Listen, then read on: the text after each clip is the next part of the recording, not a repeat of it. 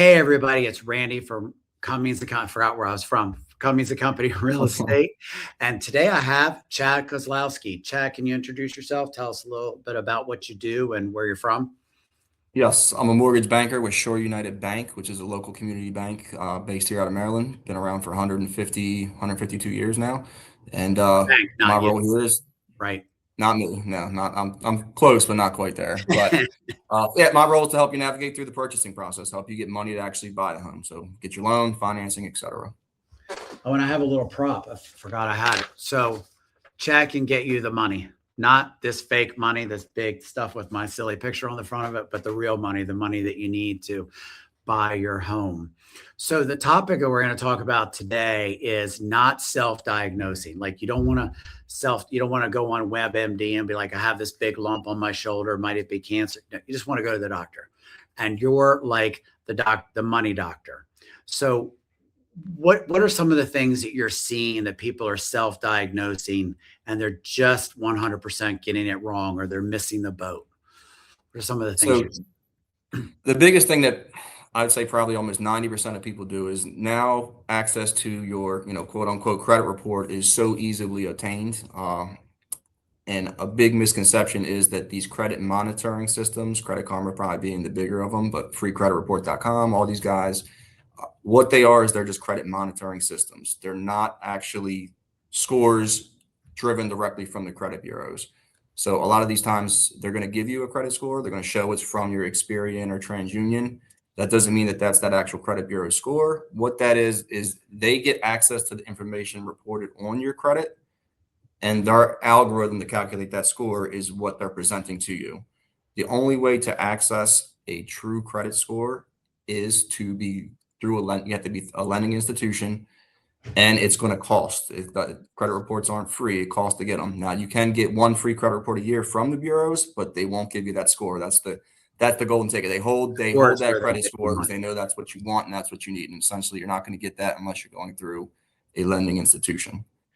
Now, all that being said, it doesn't mean that Credit Karma is bad or any of these sites are bad. They're a good gauge to kind of figure out your credit health and where you're at. It'll show your debts. It'll show your payment history. The scoring just might be a little bit off. And a lot of the details that we as a lender actually diagnose aren't going to be available through that. So by you looking at yourself and saying, oh, I'm in a good position to buy a home, that may be true. Your scores may meet the minimum requirements, but there's a lot of other stuff that go on the back scenes of actually getting a mortgage that is just it's going to be it's not the access isn't the information isn't accessible to you. So you need a So lender to actually get on there and diagnose. would it be fair to say that if Credit Karma says your score is going up, your score is probably going up? Scores are trending. Okay, Yep. yeah. So and I think relatively the scores are in the right ballpark. I have seen them off though, by 50, 60 Yeah. points at times. And the reason for it is because it's only data from two of the bureaus. So if a debt's not being reported by one, it could be pulled up on there, and they may not have everything reported in terms of like previous history. So it's a great system for monitoring. It's a good way to kind of keep your finger on the pulse and make sure that no one's utilizing credit that you're not allowing.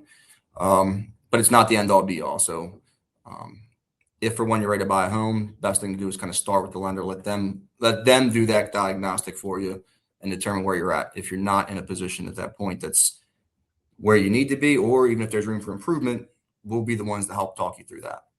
So take me through a typical like credit. I'm going to call it a credit repair session where you've pulled someone's credit and you're like, okay, Randy, you're not dying, but you're not in good shape either. You got a 580. This has happened and that's up. What are some typical things that you kind of go over with someone when you're giving them the prescription, let's say, for fixing? Yeah, yep. So it's pretty basic stuff. I mean, essentially, the first thing we're looking at is the score. Obviously, we need to know where that is to make sure you meet, eligibility requirements. Secondly, we're going to run through that report from top to bottom, and we're going to be first looking for any public records. So if you had bankruptcies, that's going to be the first and foremost alert for us is when was that bankruptcy? How long ago was it? We're going to be looking at, positive credit history relating to any installment debts, any student loans, credit cards, things like that. We're going to look at your balance to the credit limit available, what your utilization of those revolving credit card debts are. And we're going to trickle down from there into your any derogatory account. So maybe there was a late payment 6 months ago. Maybe there was collection accounts or charged off accounts, things like that. And as we go through, we're putting all these little tiny pieces together, and we're going to figure out, okay, well, here's your positive, here's the good stuff that you're working on, here's some of the negatives, and we're going to kind of piece those together and give you the roadmap to navigate to most effectively build those scores up, as opposed to just throwing money at accounts and hoping for the best. We're going to tell you why or what to pay and the method behind how that's going to, increase those scores. So what are some of the most common things that people do wrong when they're self-diagnosing? I'm trying to fix my own credit. I'm doing it myself. What are the top couple of things that people are just absolutely screwing up? I think the first one, when a lot of times people think they're in a much worse position than they truly are. I think that's probably like the biggest takeaway is people just think, oh man, I either don't have a lot of credit or I know I've had And they give shoddy up. They history just in the throw their past, hands in and they the just air. think like Yeah. there's no shot. I'm done. And that's not the reality of it. More likely than not, it's not as bad as you think. A lot of times people are like, I know my credit's not good, but can we just see what it is? And they find out that they're eligible and they're buying a home in 60 days from now. Um, but I think the biggest one is either that or going straight to a credit repair company. These companies do have a place. There is benefits to utilizing them, but you don't want to sabotage your credit by going straight into credit repair, because the reality is your scores may not be as bad as they really need to be. And credit repair companies get money; they make income off of obviously earning business from you. So I do have actually just recently there was a client that was sent to me, and they just started that process for credit repair. The girl said, I just got it into credit repair. I know I got a lot of stuff going on here. I want to clear some of this up so I can buy a home eventually. And like the first thing we did was like, well, hold on, pause. When did this start? And she's like, oh, just the other day. So nothing actually happened yet. But when we ran the credit, she was 700 credit score. She had no reason to be in credit repair. But what they're going to essentially do, credit repair tears you down and then builds you back up. And that's, like I said, there is a place for it. It is a very useful tool for the right person. But a lot of times what they're doing, you could possibly do on your own. The only time I think it's real beneficial is if you're really buried and have a lot of stuff working against you and it's just too big of a mountain to overcome, in which case we'll advise you that might be your best route. But Like having surgery for a stomach ache or something like that. exactly. And sometimes, Yeah. sometimes you're going in because sprain an ankle and they're ready to lob the whole leg off. So you don't want to necessarily do that. So going full all in with credit repair, because it's the easy way. And I get it. We as Americans, I'm just going to go out on a limb here and be like, we're lazy. We'd rather throw money at a problem than actually spend time to fix it. So I think lesson one takeaway is don't be lazy. Just go ahead and invest the time and effort. A lot of times you can give them the instructions on fixing a lot of this stuff themselves, right? Yeah, the information, the data is the data. So I mean, as long as you can be disciplined and actually follow those steps, you'll see the progress.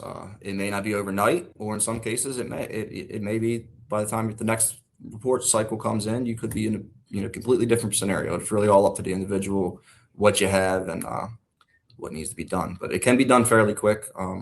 So let me throw a Yes. couple ideas at you and you give them a thumbs up or thumbs down, because I really feel like the credit, like laws and stuff like that, it doesn't always make sense. So if I pay off credit cards and then close the accounts, is that a thumbs up or a thumbs down? It's thumbs down. You don't want to close because now you're eliminating a positive credit line and access to credit, and that's kind of what it all revolves around. Is they like to see you have a accessibility to credit, but just not using all of it, or even if you are making timely payments is really the most important thing. But yes, you don't Gotcha. want to close it out. It's going to drop your score by closing out previous accounts. You want to show that time of account being open and the credit line of payment history. So if I have like next to no credit, let's say I'm a cash person and I have little or no credit, opening up a credit card, this, that, the other, is that a good way to get things started or is that detrimental? Yeah, yeah. I mean, some people are just really opposed to credit, and I'm not saying I disagree with them necessarily. Unfortunately, in the society, everything that we do lending based all revolves around credit. So without having any credit or any history of payment, it does become challenging. So, you're kind of setting, not your best foot forward in just not utilizing anything. Now, it doesn't mean that you can open credit lines and not use them. You can open credit lines at 0%. So you just pay the payment off at the end of each month. You can Let me self pause you report. for a second right there. I think that needs to be a banner. You can open credit lines and not use them. Holy crap. Not use them, Simple, but or like revelation. Yeah. or not paying any interest if you make the payment in full each month. Banks hate that. That's nothing. They hate nothing more than a great client that pays their credit card balance in full each month, because now they're not getting any of the juice off of it, and that's how they profit. So I think it would be safe to say that probably the number one way to raise your credit is pay your bills on time. Like rearrange your finances so that you're not behind, you get ahead. Maybe that means, like my son, giving up a weekend and working overtime and getting ahead or something like that. Or maybe it just means rethinking your priorities or something like that. But always make paying your bills a priority, because being late just once on like a car payment, what does that do to you? What does that look like as far as a hit if I'm late on my Almost, car payment?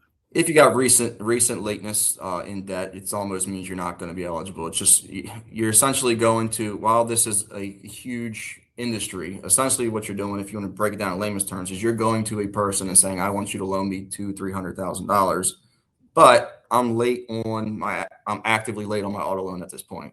Likelihood of somebody giving you that money is probably not, very high. Not to say it's impossible, but it's not very high. Another thing people, I think, might have misconception on too is that, oh, just because my credit card payment's a minimum of $20 a month, that might not be priority over other things. But the reality is, once that late payment hits, those credit scores are going to take significant dings. And timely payment history is probably the most important of all variables in terms of like how your credit score is calculated, but also your ability to, receive lending. All right, let's shift out of credit for a minute, because we could easily probably talk all day about credit. So, when someone is looking to buy a house, what are some of the ranges for like how much money you need, like as a minimum? This is really the least amount that you need to make it happen. And at what point do you're like, wow, you've got so much money? Like I just talked to someone the other day. She came into my office. She had $40,000 saved up to buy a house. She was like, I really feel like I need to have 60. And I was like, whoa, hold the press. What makes you think that you need $60,000? Like what price range? And we were talking about a $300,000 house. What, like, and she was still going by that old adage of 20%. So like, what are some of I know like not all loans are created equal, but like, what are some of the least amounts of money out of pocket that you're seeing in the last 12 months? What are some people getting houses with? So if you want to break it down as simple as like out of pocket money, Yeah. so you're not Total talking out of about pocket. like you're not talking minimum down payment, you're not talking about your closing costs. Yeah. Just I mean, money that they have. getting into a home with as little as $1,000 is realistic in a lot of ways, just because there's so much assistance options out there. Even if you're using your FHA loan with 3.5% down, you can get all that covered through state, federal, sometimes in-house assistance. Like we have, some in-house products that we give as forgivable grants as well. So there's a lot of different variables and products out there to kind of help with that cost. The out-of-pocket expense, while it is important, that's not a reason to not necessarily look at buying a home. Now, it doesn't mean that, if you're flat broke, that maybe now is not the best time to start looking, but it's the right time to start maybe taking those steps forward to getting there. The money, there's so many pockets of money that you can pull from that out of pocket expense shouldn't be like a huge, like, roadblock for people. So I guess the lesson here is you're probably further along than you think you are. And one thing that I always tell people, I'm like, eventually you got to jump in and start rowing, because that house is going to make you money faster than you're ever going to be able to save it. If you buy a $300,000 house, it goes up 5% a year. It's going to go up $15,000 a year, on average. And I always ask people, I'm like, how fast can you save money? Can you save money at the rate of over $1,000 a month? Probably not. And if you can, God bless you. You're probably living beneath your means, and you should definitely be buying a house. So, VA loans, USDA loans, they can get in with no money down, but they obviously still need closing costs. We also forget about the evil closing costs, stuff like that. Yeah. FHA, conventional loans. We've got all these different types of loans, but you're saying that some people with some of the programs that are out there right now, specifically, I think we're more talking about first time home buyers, right? Like the lower range. We're not talking about people buying $800,000 homes, right? Uh, it's not restricted just to first time home buyers, but yes, in most of the scenarios, you typically have to be either a first time home buyer, which under the terms of some of the organizations haven't owned a home in the last 3 years. But there are also programs that will allow you to have ownership interest in one other home. So the door is never shut on anyone. Now, if you're buying an $800,000 home, you're probably, in a position where these assistance programs are meant to incentivize people that can't afford it otherwise. More likely than not, someone buying a $100,000 home, income is probably going to be, well, on the higher scale, and they're probably going to have some form of savings. So, yeah, hopefully, not really who they're trying to drive and motivate to purchase, but the door's never shut. We get agents and borrowers, and I mean, you just get people asking us all the time. Do you have a list of all the programs that are out there? And what would you tell someone who is looking for, quote unquote, a list of programs that are out there? More choices aren't always a good thing necessarily, because each program is going to vary significantly in terms of the requirements, how they're, considered eligible, what you can or cannot access. Some programs are only funded for periods of the year. Some programs have set amounts. So to base everything off one particular, like, oh, I definitely want this option, You might isn't not necessarily the qualify, best way to right? navigate through it. That program, you may not be eligible for one of many reasons. So I don't think, like, if you look at an overall list, and you just want to try to pick one particular one out, you might be leaving money on the table because there might be another option better than what you're seeing, or B, like, you may have all your, you may put all full steam ahead for that one program, only to hit a roadblock saying, well, that one is a little bit more restricted with, area income or something along those lines. So it's really hard to, you know, decide which one that you as a borrower wants. Let the lender just diagnose your ability to borrow, and then they're going to say, here's our options that are available, and then the choice is yours once you know what options are on the table. If there's a program that you would like to see why, or what or program you're interested in, they say they're not eligible, ask them why. They'll tell you the reason. Yeah. You're not eligible for X, Y, or Z. I think that's like reason number three why they just need to start with you, because A, they need to know exactly what their credit is, what they can do. B, do they have enough money? Is the income there for them to be able to buy a house? And then C, now, really, I mean, you got area, you got income, you've got things that are specific to people's jobs that they have. There's so many criteria that go into what program they would qualify for. Just picking it off of chart is a huge waste of time. Even if such a chart did exist, they just need to talk with you, because they're never going to know what they qualify for and what they don't qualify for, because it may say 80% of adjusted mean income or something like that. And we definitely don't have time in this show to talk about what that means, but it doesn't mean what you made last year. It's a very complicated process to figure out what that is, right? Yeah, there's household income, there's qualifying income, and they're very, some of them can be very aggressive in how they calculate and determine that income. So you have to really know what they're looking for and how to, assess that to determine how you're going to proceed. Gotcha. And programs change too. You could look at programs, this month, and they could have an updated guideline come out to where that program changes. And, things are very fluid in this business. So things are moving all the time. Things change. Money comes, money goes. But Yeah. like I said, just, let the lender do their job and be the one to advise you and steer you down the path. Now, that also being said, not all lenders have access to all programs. So there might be something out there that's available that you could potentially access with one lender that they may not be presenting to you because it's not something that they have access to. Just because they're out there doesn't mean that everybody's eligible and has access to these funds. Some programs are just for community banks. Other programs, you have to be registered on the list and complete, adequate training and et cetera. So just because someone's saying you can't, You're going to and train. some lenders just don't like some lenders just don't like to do them. Yeah, after Yeah. this, yeah, I have one after this. But yeah, some lenders just don't like to do them because, believe it or not, profit margins are a little bit different. So if they can, push you into another area that might be more beneficial to them. So You don't want to it's do that. important who you work with. Yeah, exactly. So let's say that you've done everything right. They've talked with Chad, they've got everything rolling, they're buying a house, things are going well. And then I hear about this thing called mortgage sabotage. So, what are some of the things that people are doing to metaphorically shoot themselves in the foot and ruin their chances? What are some of the things we need to avoid?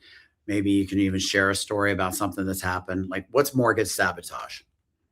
I think the biggest thing is after you get your pre-approval, all that number that they give you is going to be based off that scenario when they looked at it. If you change anything related to, income, credit mostly, debts, payment history, any of that stuff changes by the time between the time you get pre-approved and the time you actually settle or close on your home. That could change that approval amount. So if you were to take out a new debt, if you were to get money given to you from someone that wasn't disclosed as a gift. All those things can impact your actual ability to close. So a lot of the horror stories you'll hear where people say, "I was going to close on my house on this date, and the week before, my loan fell out for whatever the reason." It's usually going to revolve around something that they done. Like I said, maybe taking out a new credit card, maybe financing furniture before they closed. Buy a car. I've had timeshare. I've had people, sign up for timeshare, which believe it or not, timeshares are debts. Yeah. It's a monthly debt that you have to account for in most scenarios. So those things could be things that could change that. If you need to, life is life, things will come up. Your car breaks down. Maybe, there's a great deal on some type of big purchase item that you need to buy. Just talk to your lender, tell them this is what you're looking to do. They'll make sure that either works or doesn't work. And if it doesn't, maybe you just hold off a little bit.